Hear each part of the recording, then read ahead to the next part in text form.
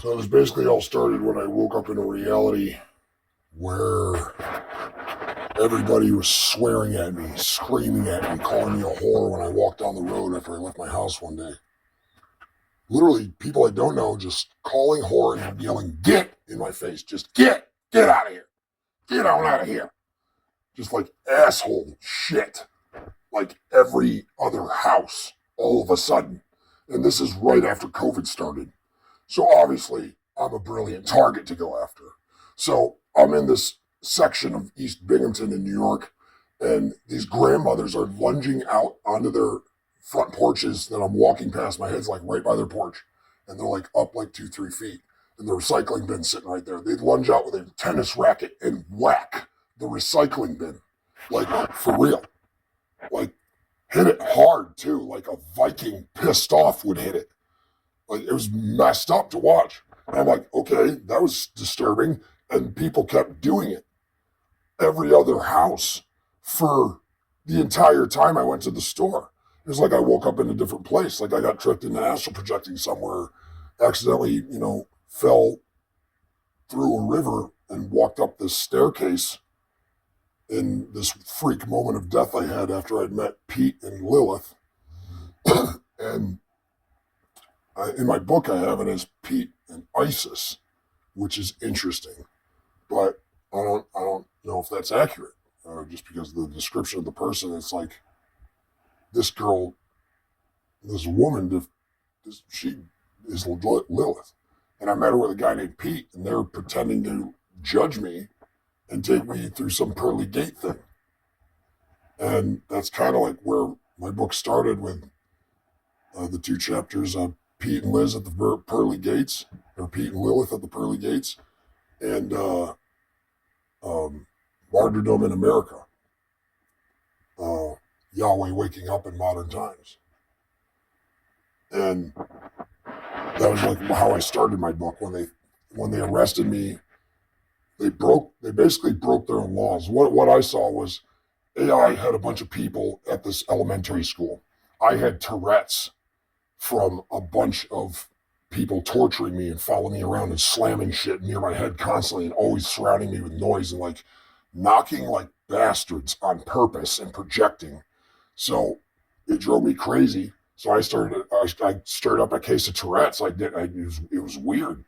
I didn't know what the hell that was, but they're conditioning me and they're beating the shit on me and torturing me mentally and with physical noise, like projecting at me. And it started to drive me insane. So I had Tourette's for like 6 months. And they're, constantly surrounding me with people that are feeding me drugs, making sure drugs are free or really easy to get. And they're just basically shoveling them down my throat. And I realized this has been happening for 20 fucking years. No matter where I went, there was always a group of people I would get along with just fine that would always have my back, if it got into a fight or something like that, but would secretly be poisoning me in other ways as I was getting, being friends with them or dating them or whatever. And that's where this Samuel guy comes in. I know him as Samuel. I mean, really, it's Dracula. His house is the Vatican. And I think he created AI. And he keeps creating, like he stole a clone factory or something, and he knows how to build robots really well or something. He's like fucking the Tony Stark of our world. And he is creating all these crazy people and prophets to keep us going and keep us distracted and keep us away from the truth, which is the real gospel, that sin isn't real and love is free. And he makes everybody pay for sex. He has an underground sex network that is just absolutely absurdly intricate.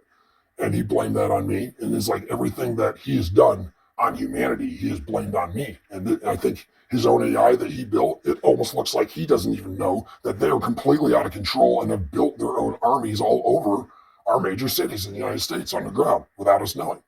At major corporations like IBM, Huron, Martin Marietta, Lockheed Martin, GE, companies like that. There's huge Terminator armies underground in these places. It's either that or a party hall. I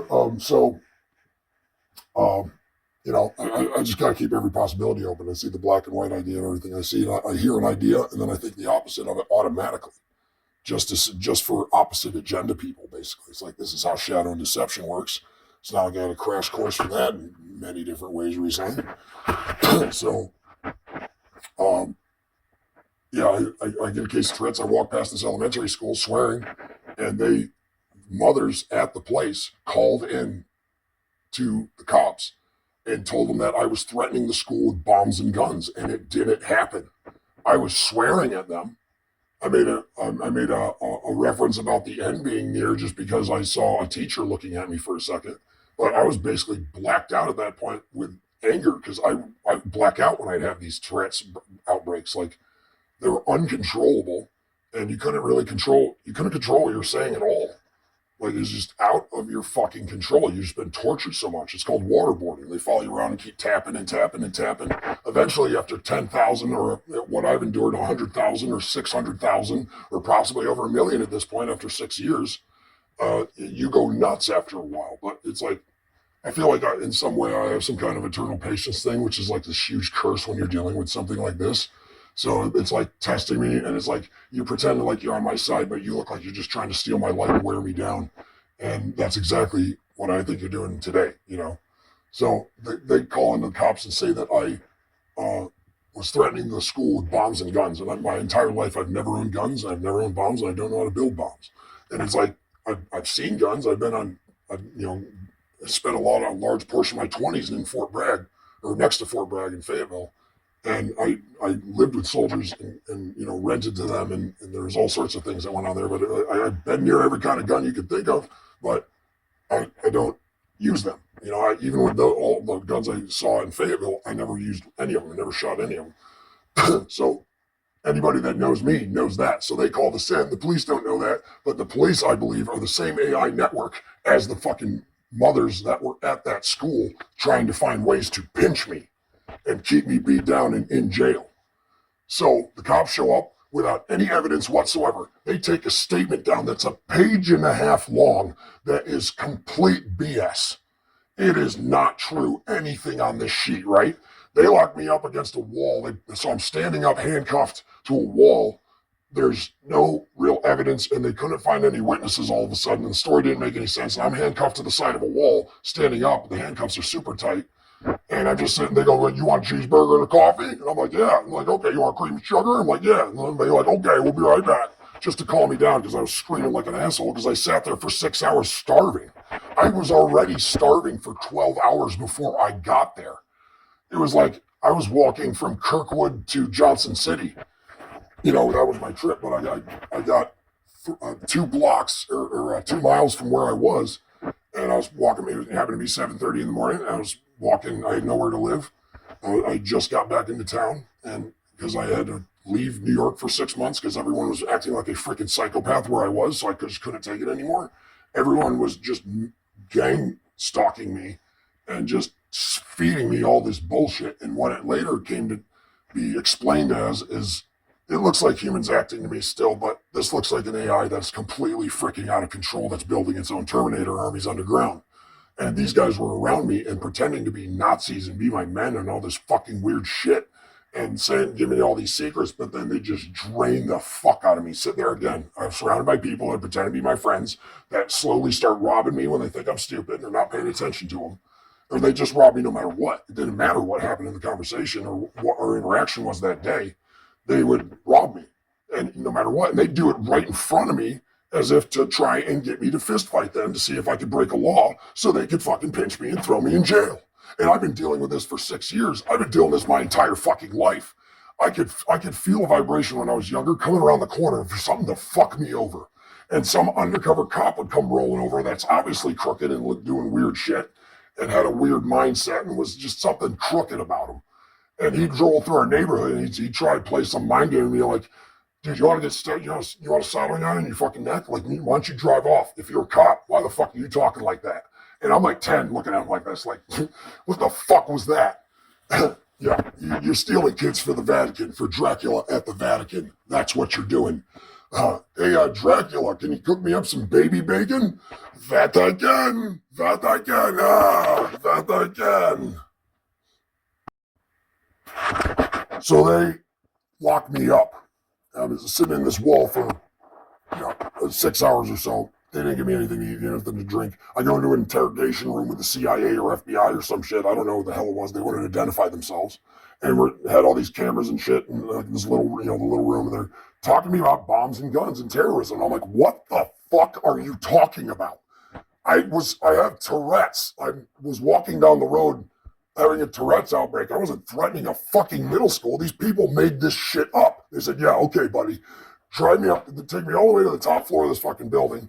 There's this judge that is a freaking vampire sitting there ready to pick a fist fight with anybody that walks in the room. She talks to me like I'm the biggest piece of shit in the world.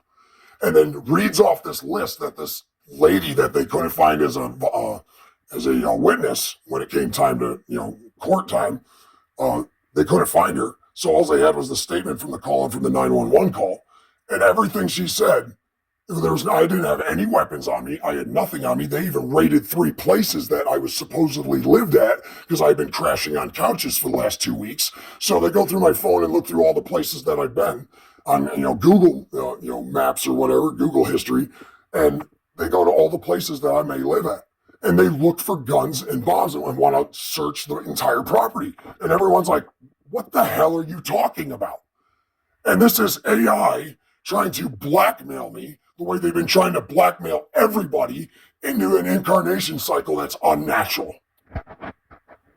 It's artificial. It's not real. That's why clinging to anything in this dimension keeps you here. Sad, isn't it? They end up locking me up for 4 months in jail, even though they knew in the first 2 days that they had no evidence on me, no witnesses, and no reason to hold me.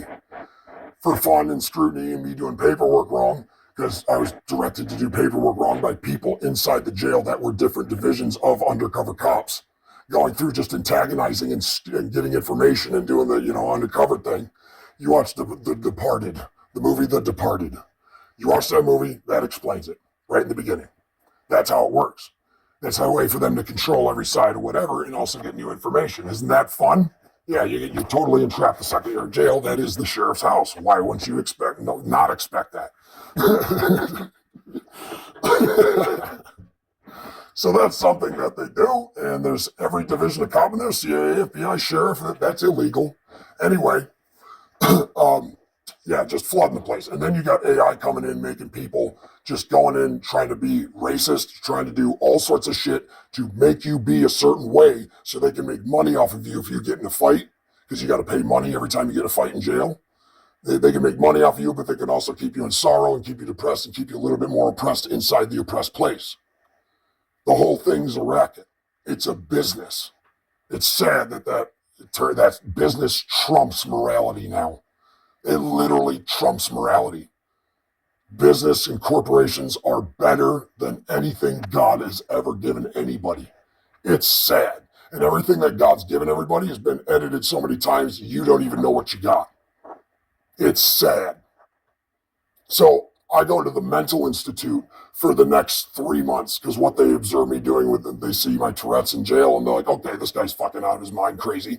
So they're all sitting there badgering me in jail, all the different types of cops and all the different types of AIs. And I see the humans walking through there that are just regular humans. And they're like, what the hell is going on in here? And I'm like, yeah, welcome to Monkey House. But I didn't have any problems. Every time somebody new came into our pod, I went to like 7 or 8 pods in like 3-4 months. It was ridiculous. I'd go to medical for vacation because that was the place where they'd lock me up and keep me by myself and I could work on my book. That's when I started writing my book, was inside the jail when they arrested me for no reason. Had no evidence, no nothing. Even after they searched all the houses that I supposedly stayed at, they still had nothing. And I still stayed in jail. They're like, oh, he's got Tourette's and he won't take medication because I refused medication. And then they fucking hated my guts for it because I would not take drugs. They hated me for it. I was like, no, I'm going to be sober. I'm fine. And they're like, the fuck? They're super mad at me. I'm like, what the hell are you getting mad at me about, doctor? What the fuck was that? They try and shove drugs down my throat every single week. I was in jail for 4 months straight, and I said no every time. And they got pissed and more mad at me. The fuck are you doing in here? The fuck? What are you really doing? Trying to keep you in sorrow. trying to steal your energy, trying to burn your light, trying to burn your energy, trying to make you age so you get tricked out of your body and sick of the one that you're in, so you go into the vessel that they have prepared for you that is a trap. Or is it? Could it be something you can't expect? Something you can't hope for? Something that you'd only get to experience one life at a time? Next week we'll find out on... So they throw me in the mental institute for 3 months, and all the doctors in Rochester Mental Institute, and they ship me to the one in Binghamton, and I work my way through 2 different buildings, and then get out and released. And every single doctor I was in front of, like 16 of them, they gave me medication. They forced me to take medication in these places. I refused, and they were forced me to take them. They wouldn't leave the room. They would not let me be there without taking medication that I did not need. Ended up fucking up my body, and in 3 months flat gained 80 pounds. And none of my clothes fit, and I couldn't even fucking breathe anymore. And I quit smoking for 7 months, and I couldn't breathe because the medication they were giving me was killing me. So I get every doctor that was in there that talked to me in both hospitals said, "Why are you here? You're perfectly sane." I said, "I was getting tortured and waterboarded.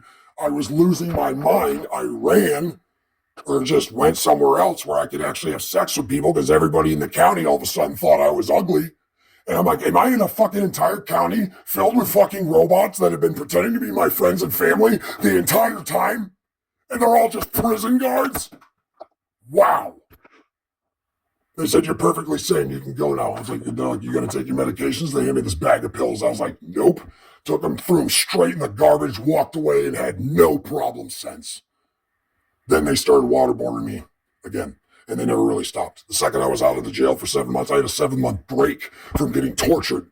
Now, after I got out, every single second and day and night, it does not matter when, I've been constantly waterboarded the entire time for 6 fucking years, 4 years since COVID, but they've been doing it the whole time, just subtly building a crescendo, swarming me, pretending to be my family, marrying into my family, and then perverting that with their fucking evil bullshit, their robot bullshit.